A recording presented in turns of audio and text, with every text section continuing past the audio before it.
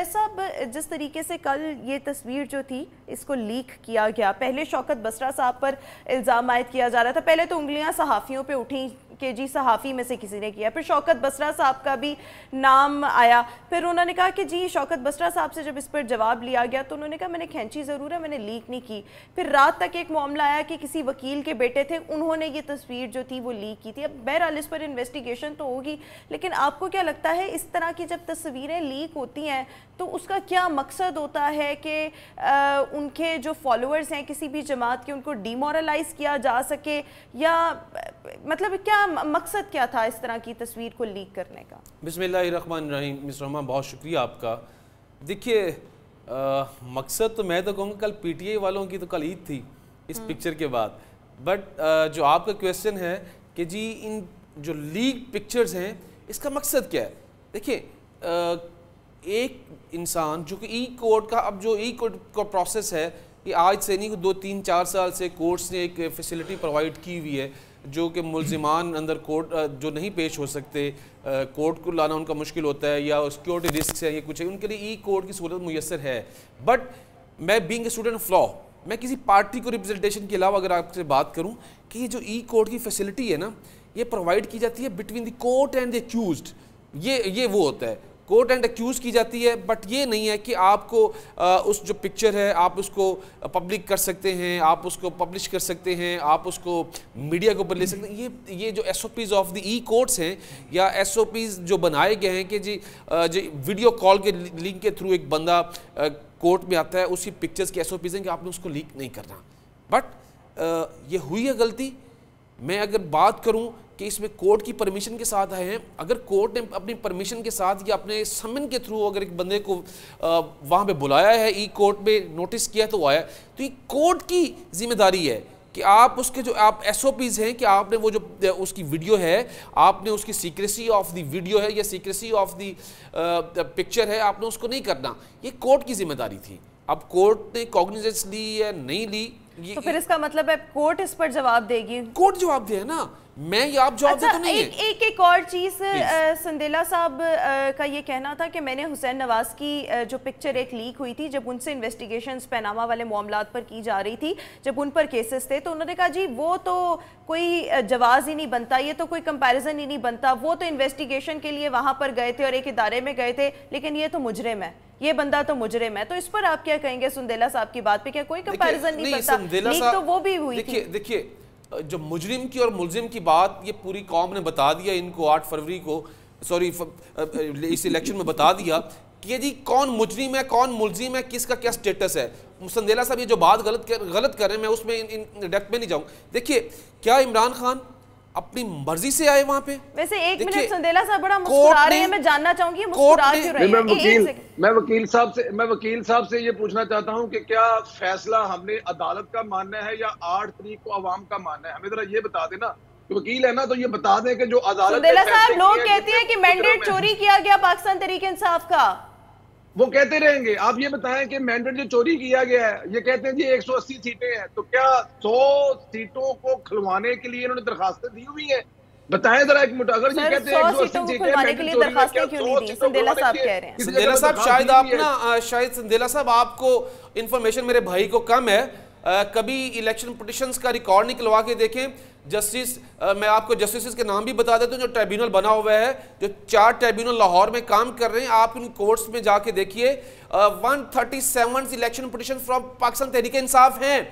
Election petition जो पहले थी, पहले इलेक्शन ट्रिब्यूनल के पास थी, उसके बाद 137 पिटिशन रहमा हमारे जो कैंडिडेट्स थे, जो कि जिनको हरवाया गया है, जिनको फॉर्म 45 बेचारे ले लेके फिर रहे हैं, उन फॉर्म 45 ये बताइएगा जरा कौन से, ये बताइएगा कौमी असेंबली या सूबाई? मेरे भाई, अगर आप साहब कह रहे हैं कौमी या सूबाई असेंबली, सॉरी कौमी या सूबाई असेंबली, संदेला साहब मैं चाहूंगी थोड़ी आवाज संदेला साहब की ऊंची करते हैं ताकि भट्टी साहब को आवाज जो मैं पंजाब की बात कर रहा हूँ, लाहौर हाईकोर्ट पंजाब की बात कर रहे हैं आप लोग, कह रहे हैं कि लाहौर हाईकोर्ट लाहौर के अंदर 137 पिटीशंस है फ्रॉम पीटीआई। मेरे भाई आए मेरे साथ, मैं कल रिकॉर्ड लेके देता था इनको।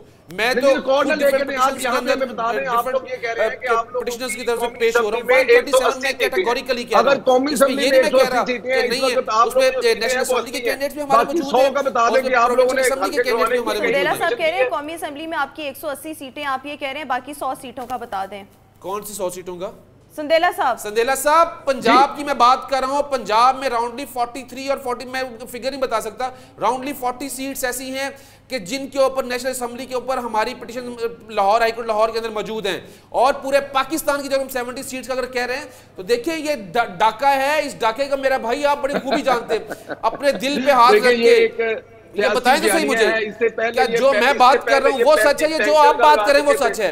इस बात को, हकीकत को मेरे से ज्यादा जो आपके फॉर्म 47 वाले एमएनएस है ना, वो ज्यादा जानते हैं कि कौन जीता और कौन हारा। कभी ओन चौधरी का इलेक्शन है ना जो लाहौर के अंदर, मैं संदेला साहब कोई एक मुझे पोलिंग स्टेशन ओन चौधरी के घर का, मैं गार्डन टाउन की बात करता हूं, अगर वो गार्डन टाउन से मैं राजा साहब हमारे कैंडिडेट थे वहां से सलमान अकरम राजा साहब, वो तो ये यहां तक कि इनको कह चुके कि अगर ओन चौधरी अपने घर गार्डन टाउन के हल्के से भी जीता हो ना तो वो अपनी पिटीशन वापस ले लेंगे। इस तरह की बात कोई नहीं करता। ओन चौधरी 100% जितने लाहौर के उसके कॉन्स्टिट्यूएंसी के पोलिंग स्टेशन सबसे हारा था। भाई कभी सच को सामना कीजिए संदेला साहब, भाई सच का सामना देखिए। अब मुझे बोलने का मौका दीजिए।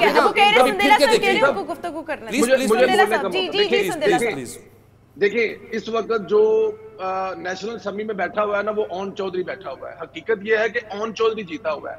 अगर आप इस किस्म की बातें करेंगे तो 2018 के इलेक्शन में मुस्लिम लीग नून की 55 से 60 सीटें ऐसी थी जहां पर डबल ठप्पे लगाकर और वोट को 2-2 मोहरें लगाकर जो जीतने की रेशो थी और मुस्लिम लीग नून के हारने की ना, वो उसको चेक कर ले, आपको लगेगा 60 सीटें आरटीएस बिठाकर दी गई थी, जिसने इमरान खान को हुकूमत बना के दी गई थी। अगर इन चीजों में बताएंगे तो भाई आप कहां जीते थे, किस वक्त जीते थे?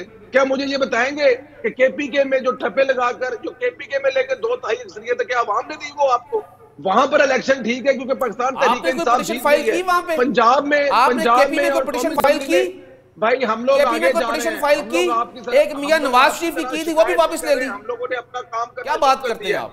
हम अपना काम कर रहे हैं, हुकूमत अपना काम कर रही है, अवाम के लिए महंगाई कम करने की कोशिश कर रही है, हम अवाम के लिए बिल्कुल रहमान, ये मूव ऑन कर गए हैं। ये पता नहीं मूव ऑन वो जो एक चाइना के साथ मिलके कहते हैं ना कि हमारा एक गया सियारा आई क्यूब गया, उसके साथ शायद ऊपर मूव ऑन करते जा रहे हैं, किसी का अपने गले डाल रहे हैं। ओ भाई 3 अरब डॉलर आप लोगों ने IMF से लिया, ये हाल है 8 अरब के लिए आप जा रहे हो, और कौन सा 16 महीने की गवर्नमेंट ने आपने इस कौम का बेड़ा गर्क कर दिया। आप लोगों ने महंगाई का जिन आपको नहीं पता संदेला साहब ये आटे के साथ क्या किया। ये जो आपके फेडरल मिनिस्टर बैठे हुए हैं, आपके वोटों से सेनेटर बन के आए हुए हैं, आपके वोटर सरफराज भुगटी साहब बलूचिस्तान के चीफ मिनिस्टर बलूचिस्तान बैठे हुए, ये लोग इन्वॉल्व हैं इस आटे के। सर दुबई लीक्स के बाद, एक मिनट दोनों तरफ से खामोशी, दुबई लीक्स के बाद हम क्या वो 1 अरब 2 अरब डॉलर की बात नहीं करेंगे, अब तो बात 11 अरब डॉलर पर पहुंच गई है। उसमें भी पूरी टीम इनकी है, उसमें भी भाई यार एक बात तो मुझे संदेला साहब मुझे आप क्या वो बड़े काम में लगा हुआ सर नहीं, शेर अफजल मरवत साहब का हमारी पार्टी का क्या है, खान साहब क्या आया है उससे, इसके लीक्स के आने से पहले क्या हमारी जो पॉलिटिकल जो सारी सेगमेंट उसमें से निकाल दिया गया, सी से निकाल दिया गया, सीसी से निकाल दिया गया।